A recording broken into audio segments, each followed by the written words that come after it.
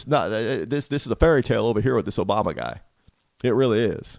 I don't know where people get off with calling him the first black president. I was the first one. Hey, everybody knows I love black women anyway. Hillary was black. I never would have cheated on her. I'm just saying, if she were, I would. So now he's got regrets. Regrets that he didn't make the divide in Washington wider. You made it so wide that you cost your party the leadership not only in the House, but the Senate. And you've made the divide so wide, Mr. President, that you're probably going to cost your party the White House. You've made the divide so wide, Mr. President, the rancor so toxic. The toxic politics that you said last night that you hated, that you despised. You made politics so toxic that the American people have turned out over 1,300 Democrats across this country since 2010 in favor of Republicans. Well, we've got 38 Republican governors? What's that? What's that number? Is it the 30? I don't know. It was something. So there's only like 18. I don't know. It's a ridiculous number of governors over Republican governors over Democratic governors. You want to talk about toxicity? The American people have gotten it. They understand who's toxic.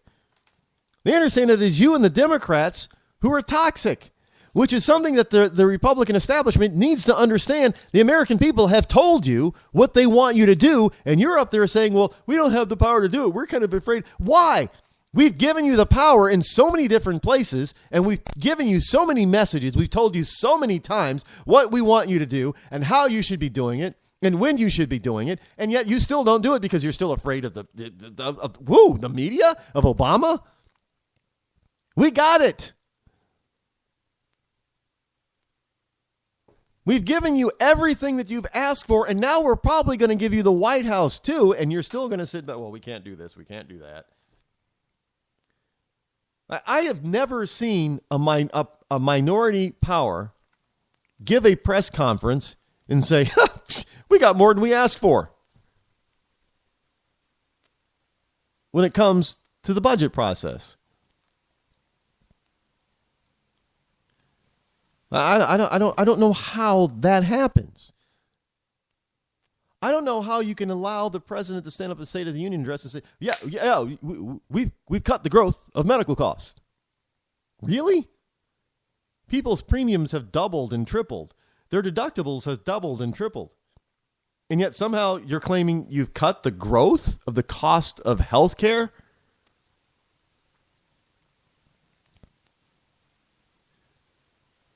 And I love these numbers. Hey, now we have 18 million more Americans covered than we did before. That's still not 320 million, is it? I thought the law was for everyone had to be covered. Should that not be? We shouldn't be you should not be saying, oh, now we're at 60 or 70 or 80% of Americans are covered by a health care plan. It should be 100%. Even when you have this stupid, overreaching, anti-constitutional law on the books that says everyone has to have health insurance, everyone in this country still doesn't, do they? So you gotta wonder, what the hell was that all about?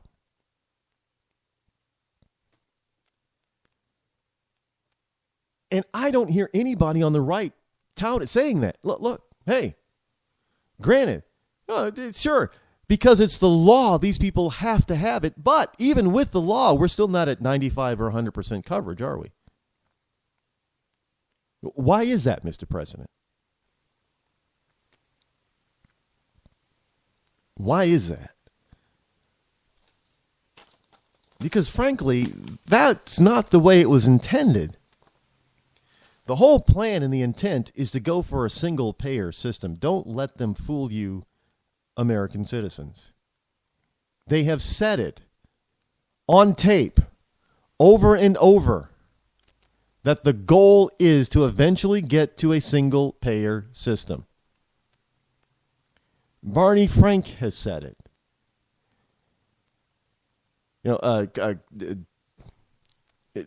Chris Dodd said it.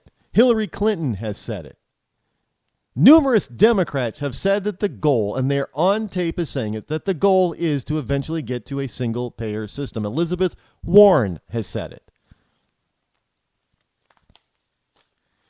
And no, they don't want to do that. Well, they said that's what they want to do.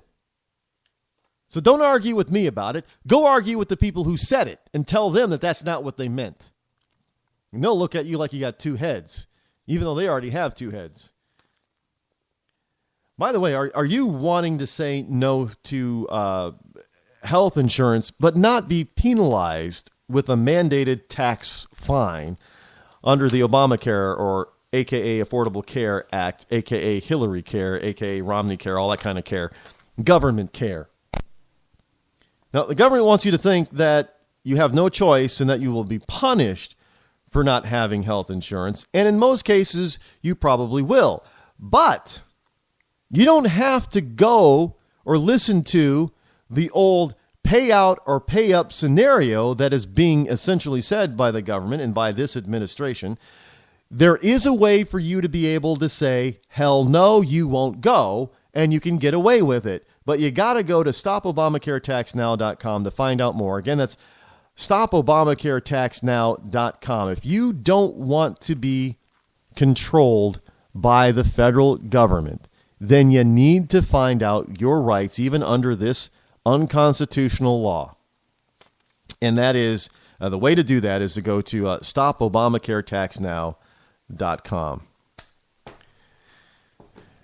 There you go.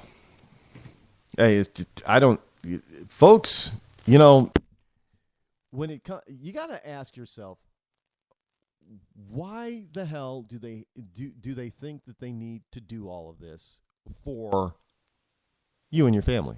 When I get it, people they think they like getting something for free. By the way, speaking of free, I think the big jackpot lottery drawing tonight is 1.5 billion. Now, if I remember correctly, the numbers are you're gonna, out of 1.5 billion, you're actually, if you take the lump sum payment, you're actually going to end up with about 400 million. Now, granted, 400 million is absolutely a life-changing amount of money.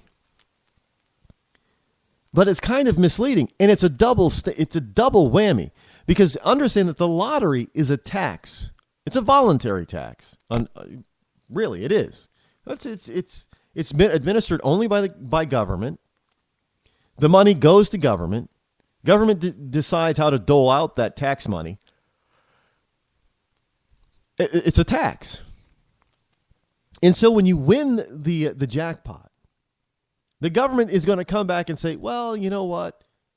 We're going to take some of that out in taxes. And they take a hefty chunk, depending on, the state that you live in, if you win, you could see as much as 60 or 70% of your winnings reduced. Your actual payout reduced by 60 to 70%. That's just insanity. It's false to say that somebody's going to win $1.5 billion when actually all they're going to end up with is like 300 or 400 million. I mean, why do that? You just might as well take the taxes out already and just say what the real number is. I don't even know how you tax a tax. They can do it. So, but anyway, they're claiming that the jackpot is $1.5 billion when the real jackpot is closer to 400 million. Just saying. Again, one or two people win that. It's a life-changing, a huge life-changing event, obviously. But nobody's going to be a billionaire by winning. Even if they're the only one to win the jackpot, they're going to be far from a billionaire, just so people know. You'll be a multi-millionaire, yes. But you'll be far from, if you think you're going to be a billionaire, you're not even going to be close. Just saying. And it's because the government is lying to you, for one.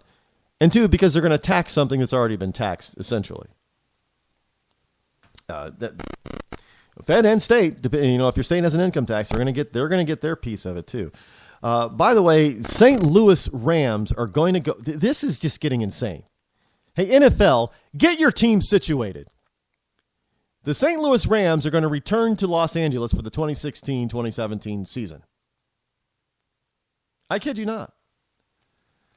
So the St. Louis Rams are going to once again be called the Los Angeles Rams. And it's getting to the point where I just don't even want to watch pro football anymore.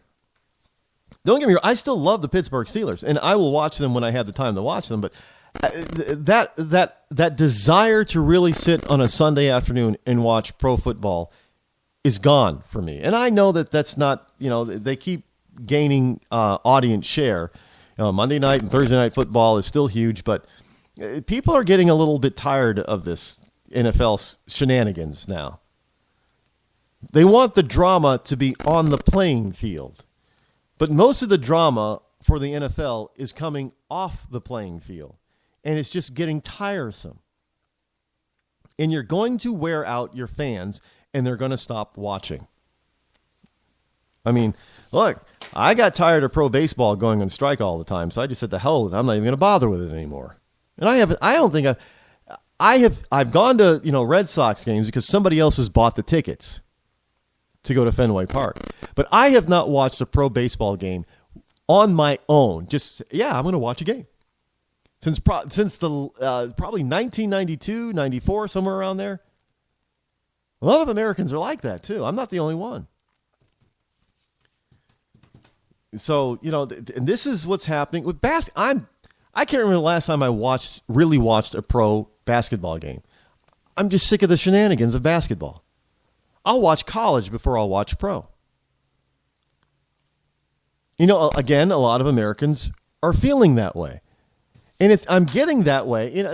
They lost a lot of fans in pro hockey, too, especially that last strike that they had. There are a lot of people that said, I'm done with hockey. And I'm getting that way with pro football. I've never watched hockey, but I'm getting that way with pro football. I'm getting tired of all this garbage that is surrounding the NFL that has nothing to do with playing the game on the field. I'm tired of hearing about it. I'm tired of teams wanting to move here or move there and have this deal and get that deal. Give me just play the freaking game already. That's what it is. It's a game. I understand it's big business, but it's a game. Get on the field, get your players on the field, stop the shenanigans, stop all the posturing, and just play the damn game. If I want drama, I'll watch TV.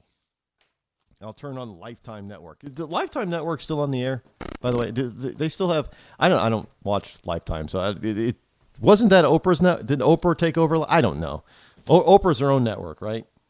Yeah, that's it. She's our own. Anybody ever watched Oprah Network? I've never. I think I saw a Tyler Perry movie on Oprah once. But hey, it was Medea. Whenever you see Medea, no matter what station she's on, you're going to watch Medea. MoveOn.org endorses Bernie Sanders, by the way. Yeah, that's the George Soros created organization. Yeah, they're backing Bernie Sanders. I didn't think MoveOn.org was communist in their belief. That's what they said, right? They're progressive. Is that what progressive is? So we go from a state of the union, which is a state of fear, saying that all Americans are afraid, to the answer to Americans being afraid is to have Bernie Sanders, a communist, as our president. Yeah, you want to talk about fear? Oh. And speaking of fear, Obama gave that stupid State of the Union address, and he did not address Iran as it pertains to the 10 sailors that were apprehended in Iran. Well, just so you know, the 10 sailors and their small boats have been being reported that they have been released. At least that's finally happened. Well, folks, that's our news. We are out of time for the day. Fastest 3 hours on internet radio is right here. But we'll be back here same time, same bat time, same bat channel tomorrow. Until then, have a great day. I'm Rod Eccles. I'm out.